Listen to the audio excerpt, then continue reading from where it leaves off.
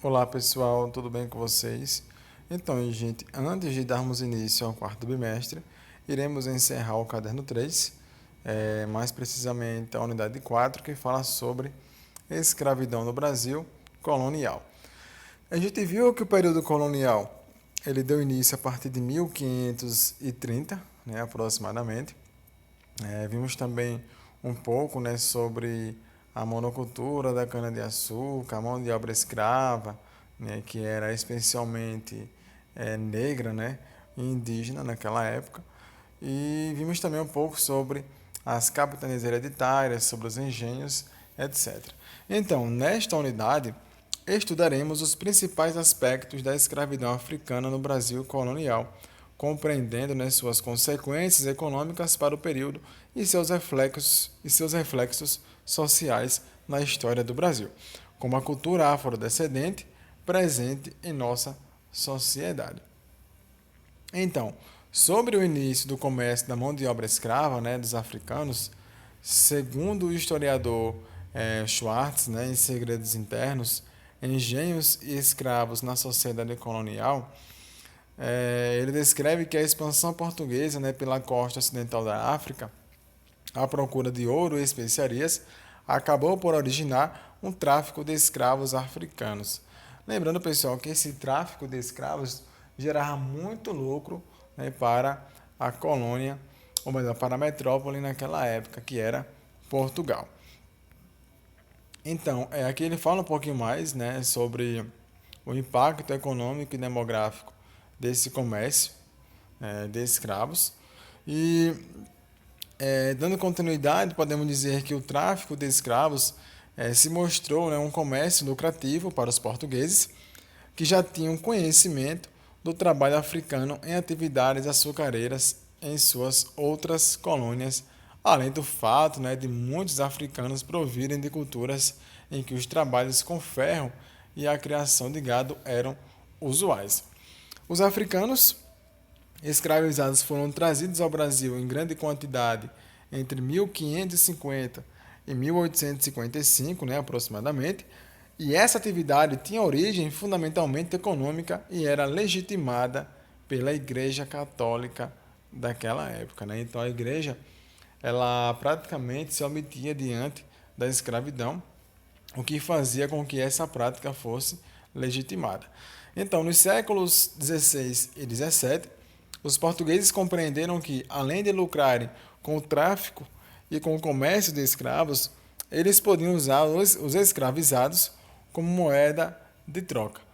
Passaram, então, a comprar africanos para vender a outros africanos, beneficiando-se da velocidade das caravelas no transporte ao longo da costa terrestre.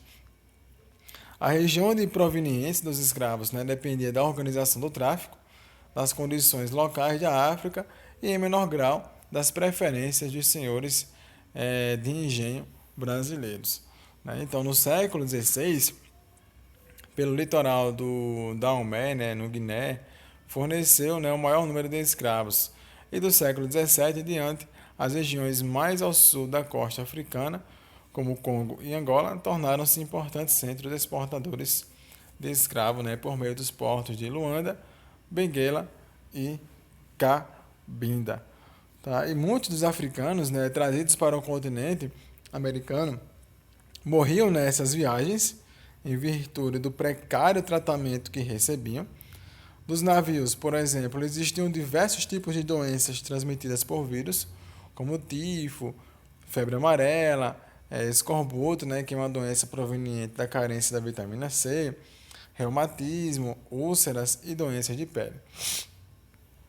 E nesse caderno, vimos quanto a mão de obra escrava foi lucrativa e importante para a manutenção do sistema colonial aqui na América, durante o ciclo da produção açucareira, em que a metrópole, no caso Portugal, explorava as riquezas naturais da colônia, além de cobrar altos impostos dos senhores de engenho que deviam pagar pela terra cedida pela coroa. E a origem agrária, e latifundiária da sociedade brasileira, assim como a escravidão africana, trouxeram consequências que refletem diretamente na desigualdade social, espacial e racial do Brasil, né? De modo que grandes famílias têm, por questões históricas, o domínio de territórios e riquezas até os dias atuais. Porém, gente, apesar da desumanização, né, que o povo africano sofreu, nossa cultura é resultado da miscigenação étnica, né, constituinte da colonização de nosso território. Né, uma mistura, né, de europeu, africano e índio. Né. Então, entre os elementos culturais que têm origem na história afro-brasileira está o samba, né, além de outras manifestações musicais que tinham a religiosidade como ponto de partida. E outra característica cultural marcante era o encontro de negros para tocar instrumentos que mais tarde deram origem, né, a vários ritmos musicais. A região da Pedra do Sal, no Rio de Janeiro, também abrigou o Quilombo Pedra do Sal, que foi um importante território de resistência negra contra a escravidão. Um local de refúgio, né, para essas pessoas que eram exploradas. Aqui falando um pouquinho mais sobre essa pedra de sal, o Mulher do Sal, né, que foi residência secular dos escravizados, ex-escravos e negros libertos, né, bem como seus descendentes. E entre os séculos 16 e 17, os portos que mais receberam escravos africanos foram de Recife, né, além de Salvador e do Rio de Janeiro, em virtude das plantações de cana de açúcar. E a partir do século XVIII, o Porto do Rio tornou-se o principal para a entrada de pessoas escravizadas. Né? Os portugueses tinham o domínio do mercado de escravos e após o século XVII, com o aumento do lucro relativo ao tráfico, surgiram os chamados pombeiros, né? Que eram homens carregados, ou melhor, encarregados de levar os escravos do interior para a costa da África a fim de comercializá-los ou traficá-los. E como vimos anteriormente, havia, né, um posicionamento da igreja em relação à escravidão. Algumas ordens religiosas, como a dos beneditinos, eram proprietárias de cativos, né, ou seja, de escravos, e vários argumentos foram utilizados para justificar a escravidão. Dentre eles, foi que essa instituição já existia na África, de modo que os escravos eram apenas transportados para o mundo cristão, né, onde seriam civilizados e salvos pelo conhecimento da verdadeira religião. Uma farsa, né, infelizmente era uma farsa apenas para pegar essas pessoas e tornarem elas escravas. Então, gente, o tráfico de escravos para a América era lucrativo, tanto para os reinos quanto para os chefes de tais expedições, que na maioria das vezes vinham da Europa. Com frequência, né, os escravos se rebelavam em virtude das péssimas condições em que viviam, e essas manifestações, por sua vez, eram violentamente reprimidas pelo Estado, né, sufocadas ou, nesse caso aí, oprimidas. Foram criados os pelourinhos, né, localizados nas praças e utilizados pelos capatazes, né, para castigar publicamente os escravos. Os fugitivos que permaneciam em grupos formavam os quilombos, comunidades asfaltadas de centros urbanos e de difícil acesso, né, para que os capitães do mato não conseguissem encontrar os escravos que lá se refugiavam. Dando continuidade, falando um pouco agora sobre quilombos e a resistência negra no Brasil. Tá? Então, como nós vimos, né, durante todo esse caderno, a escravidão dos africanos vinha, na maioria dos casos, acompanhada de maus tratos, punições e esgotamento da força física, né, devido ao trabalho compulsório, trabalho forçado. E diante desses problemas, alguns escravos se organizaram, né, para fugir das péssimas condições de vida e resistir à escravidão.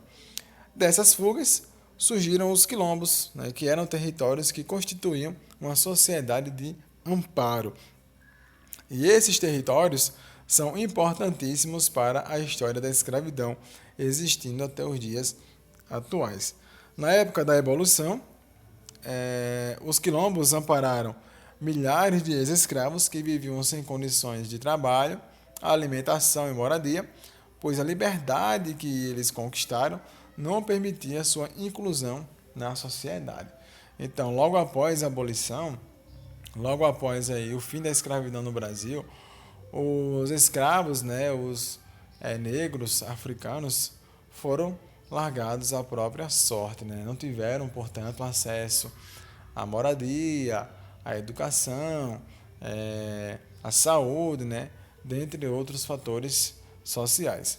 Então, um quilombo muito importante na história do Brasil foi o Quilombo dos Palmares, localizado na região da Serra da Barriga, em Alagoas.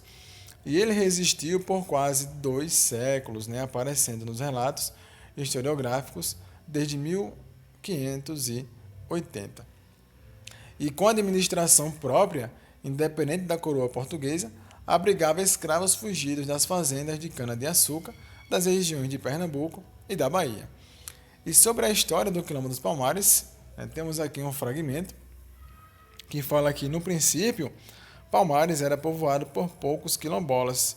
Porém, a guerra contra os holandeses tornou a vigilância colonial fraca e centenas de escravos fugiram, né, para constituir um primeiro núcleo de povoação. O lugar abrigava aproximadamente 20 mil quilombolas e os habitantes subsistiam, né, da caça, da pesca e da coleta de frutos, né, como manga, jaca, abacate, entre outras frutas, bem como da agricultura, a partir do feijão, milho, mandioca, banana, laranja e cana-de-açúcar também. Além disso, né, os quilombolas produziam artesanatos como cestas, tecidos, cerâmicas, e o excedente, né, de mercadoria era comercializado com as populações vizinhas, e isso gerava uma economia razoavelmente intensa na região do Quilombo.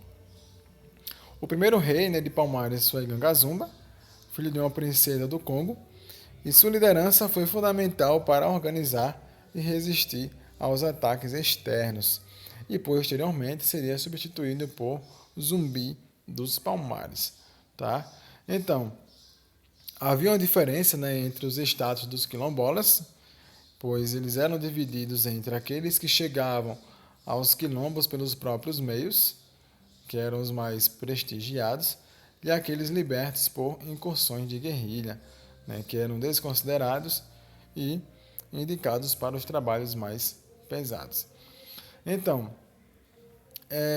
os habitantes do Quilombo dos Palmares, eles tinham, né, uma boa relação com os criadores de gado da região, que forneciam armas, pólvora e roupas em troca de os quilombolas facilitarem o intercâmbio de gado pelo Rio São Francisco, né? Facilitasse, portanto, o intercâmbio aí da pecuária. Então, embora os criadores de gado tivessem grande importância política, os senhores de engenho faziam de tudo para acabar com a situação e obter as terras. Palmares, né, um dos quilombos que resistiu por mais tempo aos ataques dos senhores, abrigava ex-escravos, indígenas e cidadãos perseguidos pela colônia daquela época. E em 94 do século XVII, os bandeirantes, que eram sertanistas exploradores do interior do Brasil, né, que tinham como objetivo encontrar riquezas minerais, escravizar índios e exterminar quilombolas, conquistaram a capital da República de Palmares. Né? E nessa ocasião, Zumbi, que era rei dos Palmares, foi apanhado e executado em 20 de novembro de 1695, tornando-se um símbolo da resistência negra no Brasil. Hoje, né, muitos municípios brasileiros consideram essa data como o feriado da consciência negra, que é no dia 9 de novembro. E em relação aos aspectos religiosos dos quilombos, os relatos demonstram, né, que havia um sincretismo do cristianismo com valores africanos. Destacaram-se as forças militares, pois os quilombos dispunham de uma estrutura militar para se defender dos ataques e da repressão dos senhores de engenho. E os quilombolas, né, utilizavam arcos e flechas, lanças e armas de fogo para a segurança e defesa do local. Porém, né, não conseguiram aí resistir por muito tempo, né, devido à forte repressão por parte do Estado daquela época.